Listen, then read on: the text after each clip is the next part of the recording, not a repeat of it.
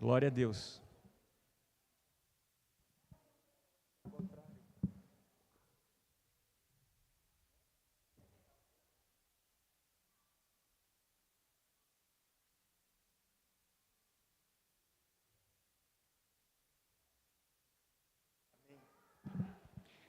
Glória a Deus. Vamos só esperar eles arrumarem aqui o celular.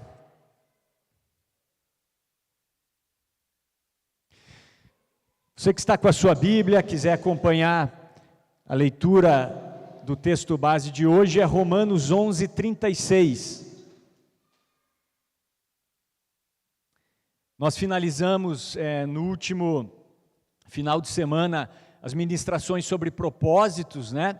E agora no mês de dezembro e também no mês de janeiro, os temas são livres. Então, os pregadores, eles podem seguir a direção que eles acharem melhor, tá?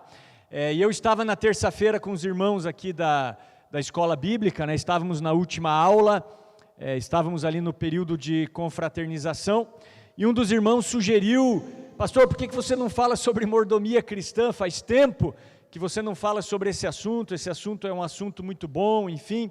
Eu disse: olha, então eu vou falar no domingo sobre esse assunto de mordomia cristã. Então esse vai ser o tema da mensagem dessa manhã, tá? Nós vamos falar um pouquinho a respeito da teologia da mordomia cristã.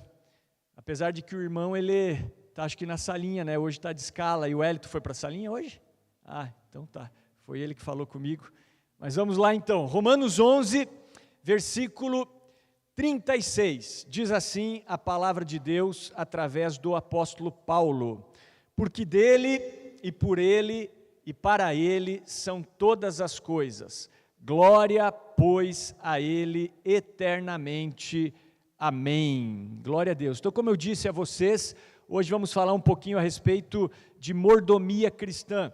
E não tem como falar de mordomia cristã sem entrar em assuntos de finanças, assuntos de bens materiais e mais algumas coisas que fazem parte da nossa vida. Agora, o foco não é que você dê oferta, que você dizime, não precisa se preocupar, tá, irmão? Ninguém vai fazer apelo aqui no final, nada disso, tá? O foco é que você enxergue como Deus vê a questão de finanças, a questão de bens materiais. E a maneira que Deus enxerga essas coisas, nós também devemos enxergar. E mais do que isso, nós devemos aprender a administrar todas as coisas que Deus coloca na nossa mão de acordo com a vontade dEle. E a vontade dEle está na palavra de Deus, amém?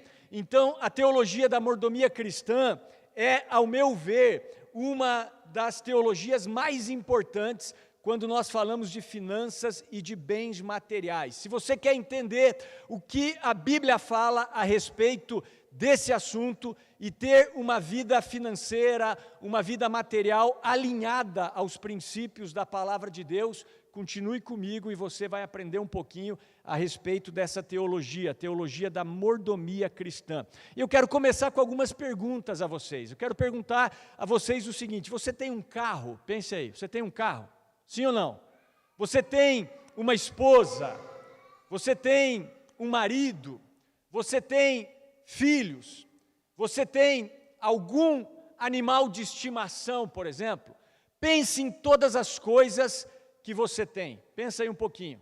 Você tem uma empresa, você tem, sei lá, dinheiro aplicado no banco. Pensa aí. Então, com tudo isso em mente, me ouça atentamente, porque eu tenho uma má notícia para vocês. Qual é essa má notícia? A má notícia é que a partir de agora, a partir desse entendimento, você vai perder tudo que você tem. Sendo sincero, você vai aprender hoje, vai descobrir hoje, que na verdade você não tem e você nunca teve nada. Posso ouvir um amém? Na verdade, esse carro que você julga ser teu, não é teu. A casa que você pensava ser sua, não é sua.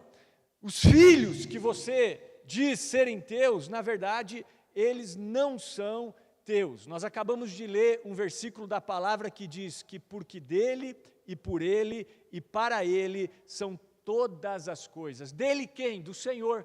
Então, dele, por ele e para ele são todas as coisas. Então, o título dessa aparente má notícia, que diz que nós não temos nada, se chama Teologia da Mordomia Cristã.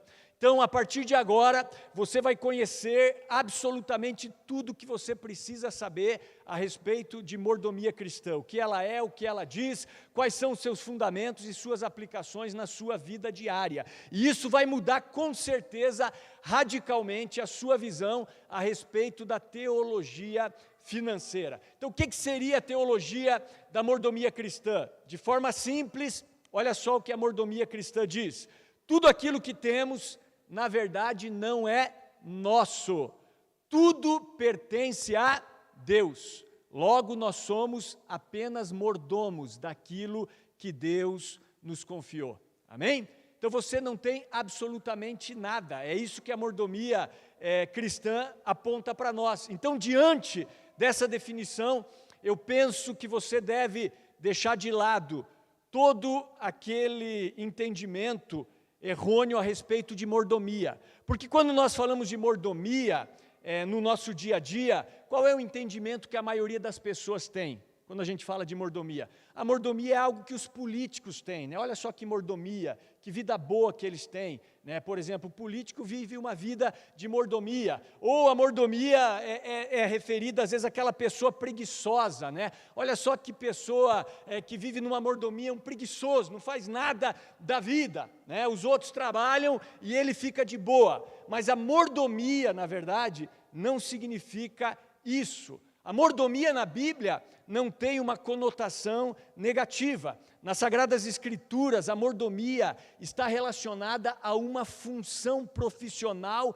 de um mordomo. Quem é o mordomo? O mordomo é a pessoa responsável por administrar os bens de uma determinada casa. Por exemplo, José do Egito, um personagem muito conhecido na Bíblia. José, ele foi mordomo na casa de Potifar, ou seja, ele administrava os bens do seu senhor Potifar. É só você ler Gênesis capítulo 39, ali a partir do versículo 4, e você vai ver isso. Também nós temos o exemplo de Eliezer. Eliezer, ele foi mordomo de Abraão, ou seja, ele administrava os bens de Abraão. Isso está em Gênesis capítulo 15, versículo 2. Então é nesse sentido que nós empregamos o termo mordomia. Então o que seria esse termo teologia da mordomia cristã? Significa o seguinte, que tudo aquilo que temos, na verdade, não é nosso. Posso ouvir um amém? Tudo que nós temos pertence a Deus. Logo, nós somos mordomos, nós somos administradores dos bens que Deus nos confiou. Então, a teologia da mordomia cristã, ela é totalmente diferente, por exemplo, da teologia da prosperidade e da teologia da pobreza. O que é a teologia da prosperidade? A teologia da prosperidade, ela vê a prosperidade material como um direito do cristão fiel.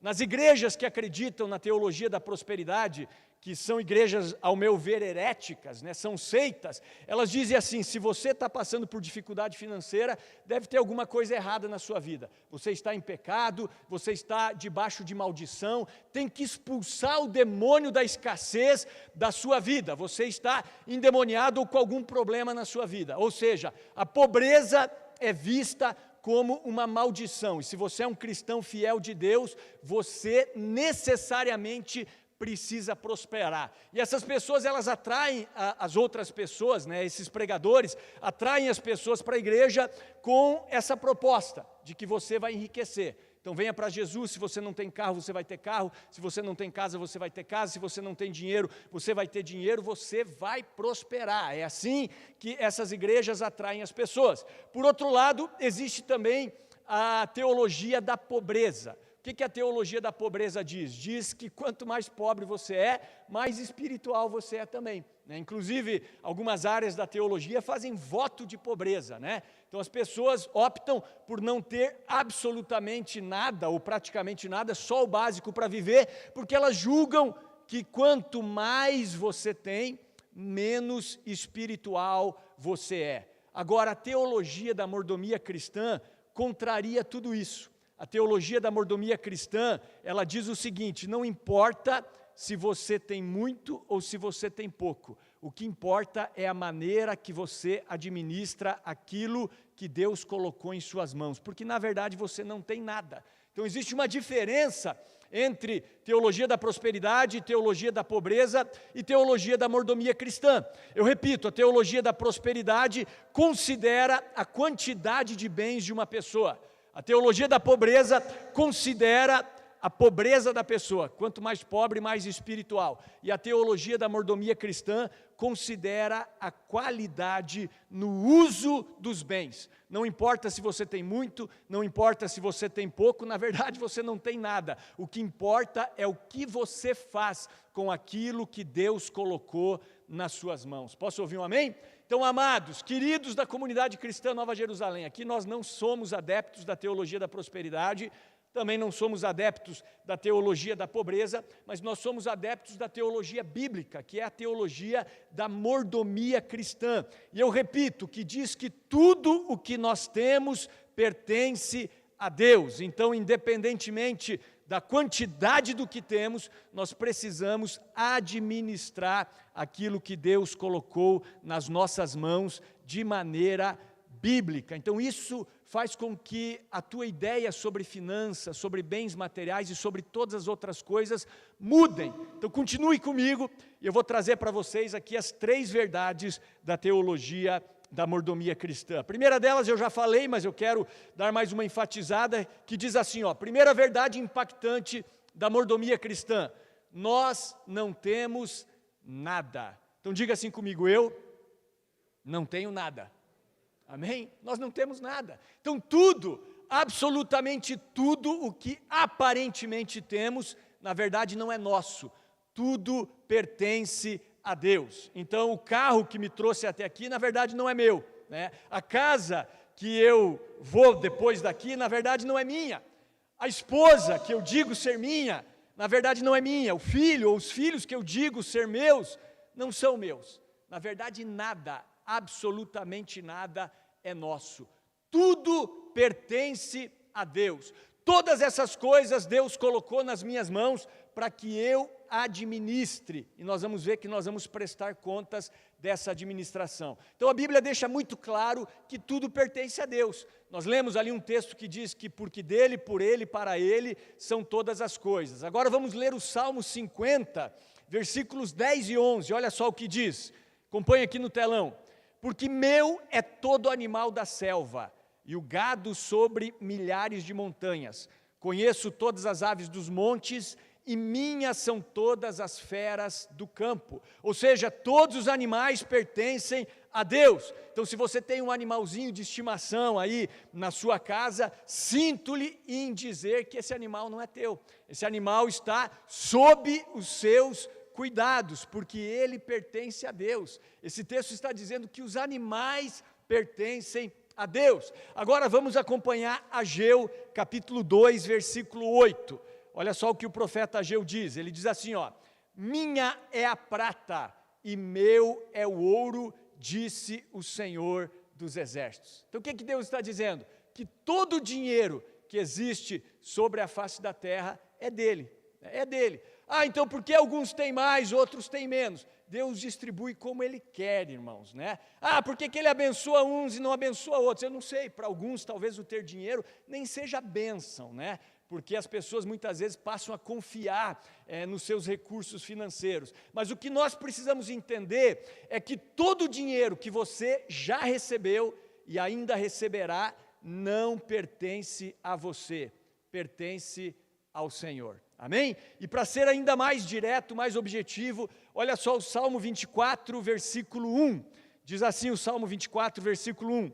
Do Senhor é a terra e tudo o que nela existe, o mundo e os que nele vivem. Então, mais claro impossível, né? Então, nós vemos nesses textos que tudo que existe sobre a face da terra não é nosso.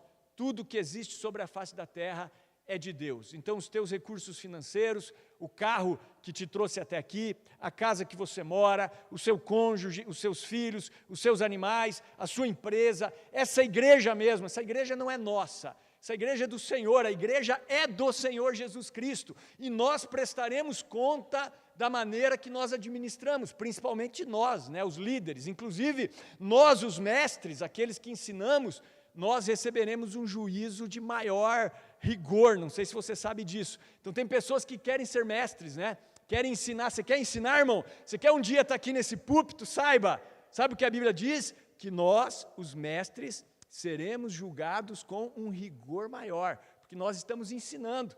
O Senhor vai julgar se nós estamos ensinando você corretamente ou não, se nós estamos vivendo aquilo que nós ensinamos. Mas a primeira verdade que você precisa entender é que você não tem absolutamente nada.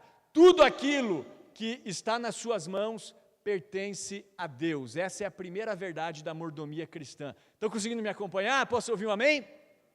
Então a segunda verdade da teologia da mordomia cristã é a seguinte: se nós não temos nada, então nós somos mordomos, nós somos administradores dos bens que Deus nos confiou. Então é isso que se chama mordomia. Eu repito, mordomo é alguém que administra os bens, que administra a casa de um senhor, e nós estamos aqui para administrar aquilo que o Senhor colocou em nossas mãos. Então pense em tudo aquilo que você aparentemente tem, desde as coisas menores às maiores.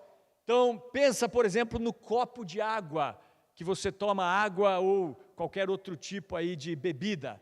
Pensa nos talheres que você vai usar quando você sair daqui e for almoçar, nos pratos, né? Quando você estiver comendo ali, olha para a tua mesa, por exemplo, né, para aqueles utensílios e reflita: esse copo não é meu, esse talher não é meu, esse prato não é meu, tudo que está aqui sob os meus cuidados pertencem a Deus. Quando você entrar no carro que vai te levar para casa, para um pouquinho e pense: puxa, isso aqui não é meu. Quando você pegar no seu celular hoje, né, e eu tenho certeza que você vai pegar no seu celular, pense: esse eletrônico não é meu, né, não é meu, eles não são meus, eles são de Deus, Deus os confiou a mim.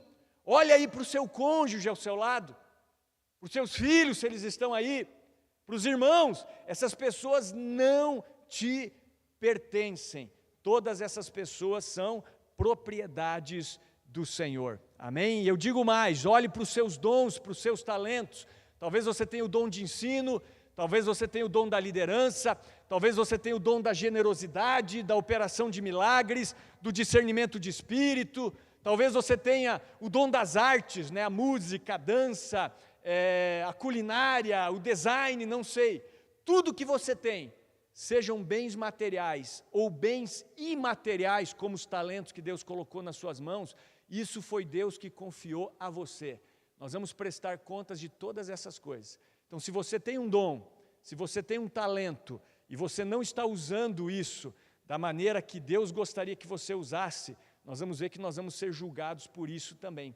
Então veja só, não é uma questão de querer exigir de Deus mais e mais, de exigir prosperidade de Deus. Eu sou teu filho e eu declaro, eu exijo, não é que eu seja próspero, como alguns da teologia da prosperidade eles dizem para nós. Não, não é também questão de querer viver na pobreza, na miséria, com o mínimo possível, não. A teologia da mordomia cristã não trata do quanto nós temos, trata do que nós fazemos com aquilo que Deus colocou nas nossas mãos. É uma questão da qualidade na administração e não na quantidade dos bens que nós administramos. Então a primeira verdade, a primeira grande verdade da teologia da mordomia cristã é que nós não temos nada.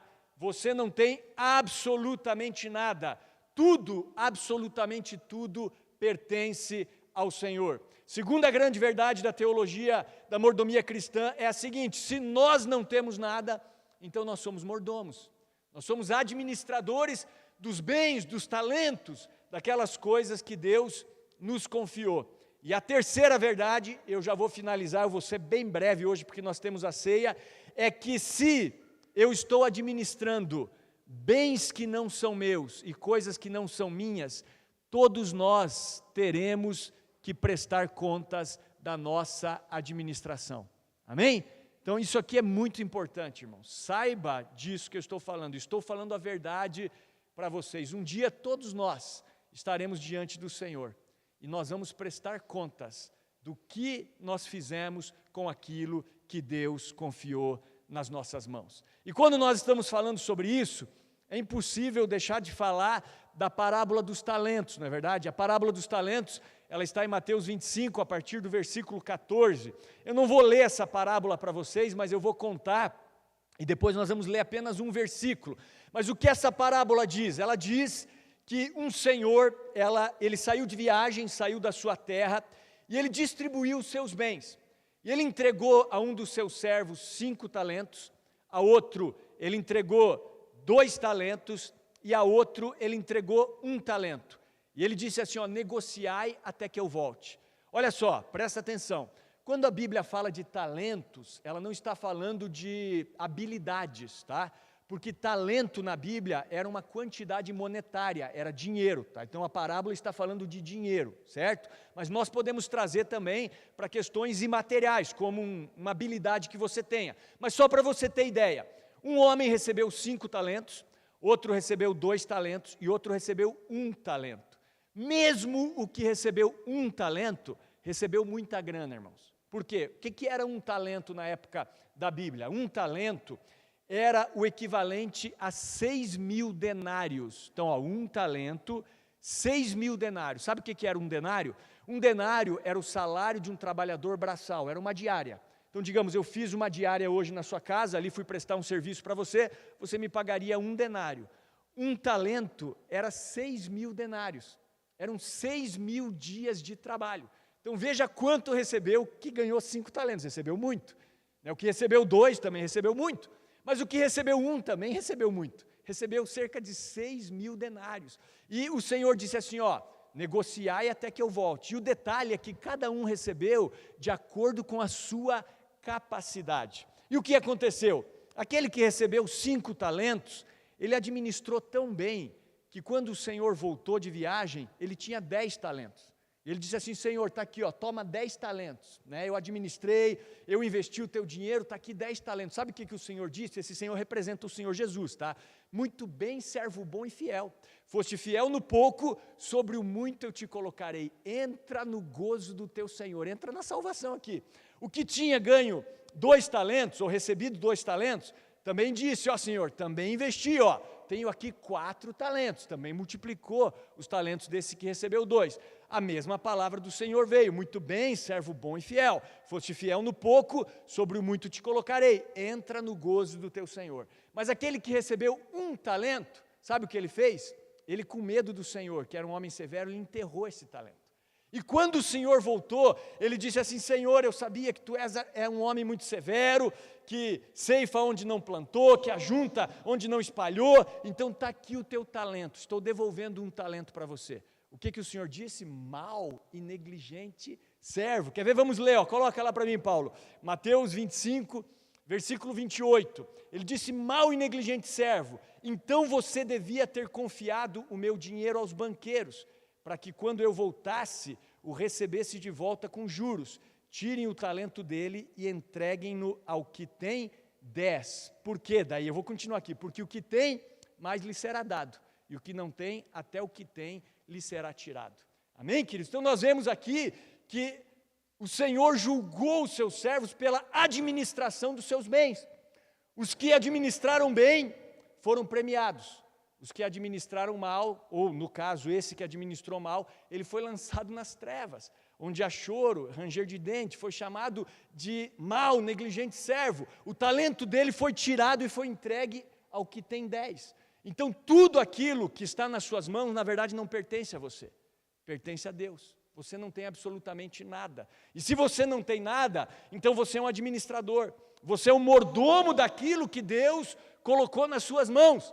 E se você está administrando algo que é do Senhor e que não é teu, saiba, um dia você vai precisar prestar contas daquilo que o Senhor colocou nas tuas mãos. Então Jesus enfatiza nessa parábola que um dia prestaremos contas daquilo que fazemos com os recursos que recebemos. E quando eu digo recursos, não estou falando só dos bens materiais, do dinheiro em si, mas também daquelas coisas que são imateriais. Então, por exemplo, você vai prestar contas do que você fez com as pessoas que Deus colocou no teu caminho.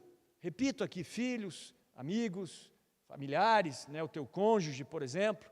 Você vai prestar contas, como você administrou os bens materiais que estão nas tuas mãos, como você administrou aquilo que Deus confiou a você, como você administra suas roupas, seus objetos, seus objetivos, você cuida bem da sua casa, por exemplo, você cuida do teu carro, você vai ter que prestar contas da tua administração financeira.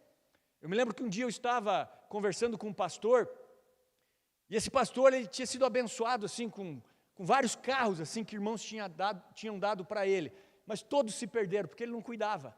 Eu me lembro que um dia ele me contou, ele falou, pois é, Peter, eu estava lá numa estrada, e o meu carro pifou, e aí passou um colega lá do lado, acho que esse colega era pastor também, e aí parou lá, e daí o que aconteceu? Daí disse que esse pastor, que o carro tinha pifado, disse assim, pois é, meu carro me deixou na mão. Aí o colega disse, o carro te deixou na mão ou você que deixou na mão o carro? O cara não fazia manutenção, o cara não trocava óleo, o cara não fazia absolutamente nada. Que carro que vai andar de maneira ilimitada sem manutenção? Então, como é que você tem cuidado daquilo que Deus tem depositado nas tuas mãos? Você vai ter que prestar contas de tudo aquilo que Deus confiou a você. Então vamos lá, vamos ser bem práticos aqui, irmãos. Como é que você tem administrado os teus recursos financeiros, Aquilo que Deus colocou nas suas mãos, que na verdade não é teu. Por exemplo, você tem um orçamento financeiro? Uma pergunta que eu faço. Sim ou não? Você poupa parte daquilo que você ganha? Ou você gasta tudo? Gasta mais do que ganha ainda, Tem uns que gastam mais, é o problema do crédito, Ô pastor, quando cai o meu salário já era. No outro dia já não tenho mais nada. Como é comum ouvir isso, inclusive na igreja, Maus administradores, irmãos. Essa é que é a verdade. Você investe para multiplicar os teus talentos financeiros, tem uma reserva de emergência, você faz doações, esmolas, é generoso, contribui para a obra de Deus, você é um mordomo fiel ou não? Nós temos que administrar aquilo que Deus colocou nas nossas mãos da maneira de Deus. Infelizmente, muitos cristãos, eles vivem em dois mundos distintos. Quais são esses mundos distintos? Há o mundo espiritual e o mundo material. Eles separam as duas coisas.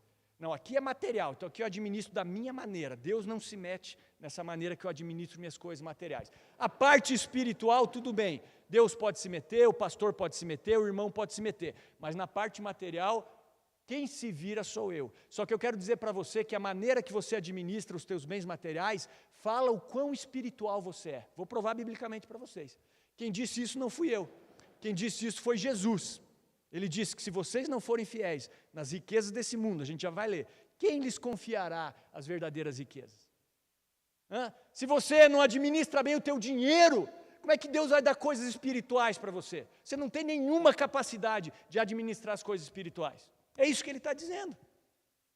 Vocês estão entendendo? Por exemplo, contribuição financeira na igreja, como o pastor Marcos falou, é um problema, De dízimo é um perigo falar de dízimo, Mas não somos nós que inventamos o dízimo, está na Bíblia, irmão. Está lá em Malaquias 3,10, vai lá e leia, tira suas próprias conclusões. Mas é Antigo Testamento, tudo bem, mas está na Bíblia, não é uma invenção humana, E eu nem vou falar disso. Mas tem pessoas que dizem assim, pastor, eu dei o dízimo uma vez, não aconteceu nada na minha vida, não vi nenhuma mudança. E eu já falei isso, eu também fiz academia uma vez, não fiquei marombado, irmão. Então não é uma vez que você faz uma coisa que vai mudar, você tem que semear. No reino de Deus, parte daquilo que você recebe é semente para você plantar. Nós fazemos isso há quantos anos? Eu me converti aos 17 anos, tenho 45, desde os 17 eu dizimo, oferta, nós damos mais de 10%, Essa história de 10% aí, a gente entende que é um piso mínimo, digamos assim, mas a gente dá mais, Há quantos anos? Há mais de 27 anos fazendo isso. Então, claro, hoje a gente vê o colher de Deus, A gente sempre tem semente, parte dessa semente, ela traz frutos para nós, com certeza, mas não quer dizer que tudo foi perfeito na nossa vida. Minha esposa sempre diz, que Houve momentos que ela tinha que contar moedinha para comprar uma calça jeans, fez parte da nossa vida, todo mundo passa por isso, né? Já dirigi carro velho, né? Os mais antigos aqui lembram, eu tinha uma Brasília 77, meu avô faleceu, eu paguei 2.500 para minha avó. Tá certo que era uma Brasília muito bonita, tá, irmãos? Mas de qualquer maneira, era uma Brasília, entendeu? Né? Comprei um tipo uma vez que me deu muita dor de cabeça, porque era o dinheiro que eu tinha para comprar aquele tipo de carro, né? Então, assim, ao mesmo tempo, Deus me agraciou, né? O carro que eu tenho hoje eu não comprei, eu ganhei, né? Então, a gente vê o quê? Você vai colhendo aquilo que você planta. Você está entendendo? Então, vamos lá, só para você ter ideia de que eu não estou falando besteira, de que o dinheiro, parte dele é uma semente. Ó, 2 Coríntios 9, versículos 6 a 10, diz assim o apóstolo Paulo: e digo isso, o que semeia pouco, pouco também ceifará. E o que semeia em abundância ceifará.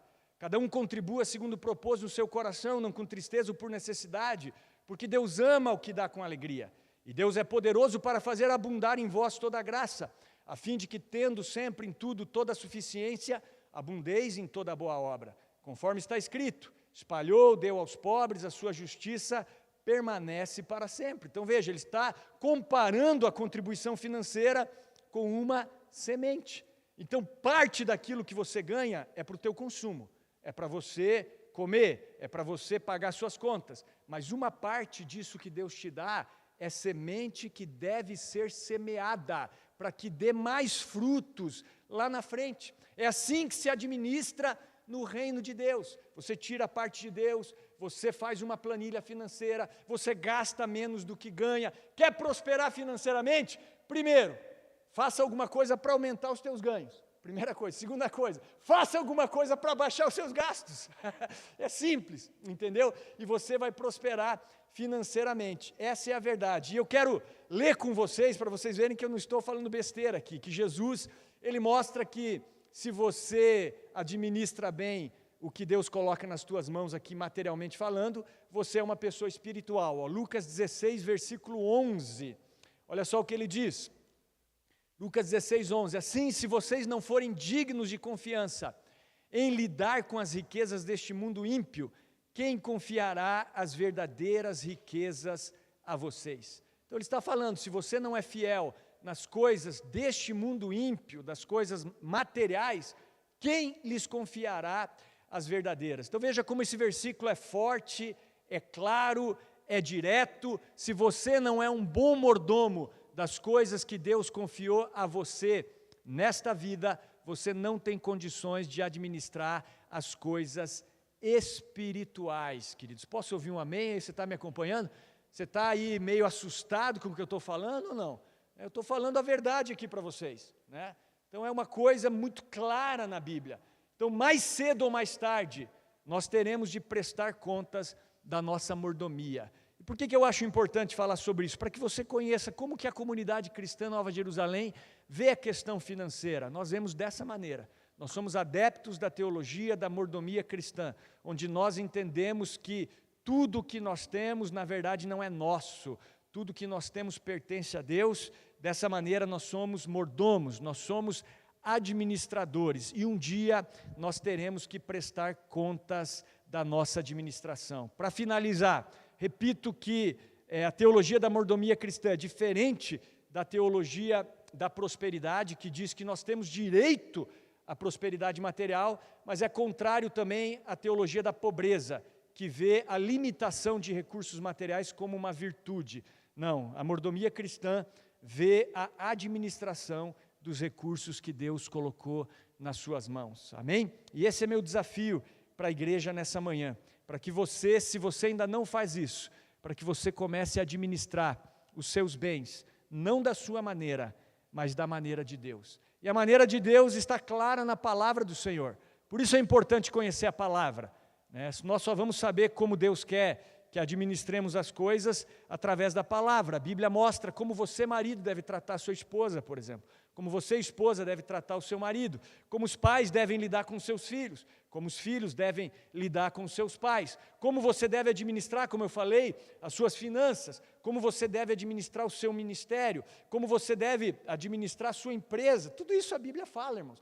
Como você deve lidar com questões ligadas à sua carnalidade, né, ao pecado, ao sistema do mundo.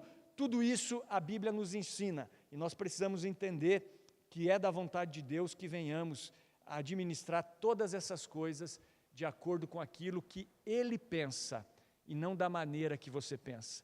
Realmente, não importa o que você acha, essa é a verdade, importa o que Deus acha, importa o que a palavra de Deus diz. Você pode pensar que está absolutamente certo, você vai ser julgado por se comportar de uma maneira errônea, por não obedecer à palavra de Deus, e eu também. Então nós precisamos estar sempre atentos aos princípios da palavra e viver de acordo com ele. Amém, queridos? Convido você a ficar de pé, chamar o louvor aqui à frente.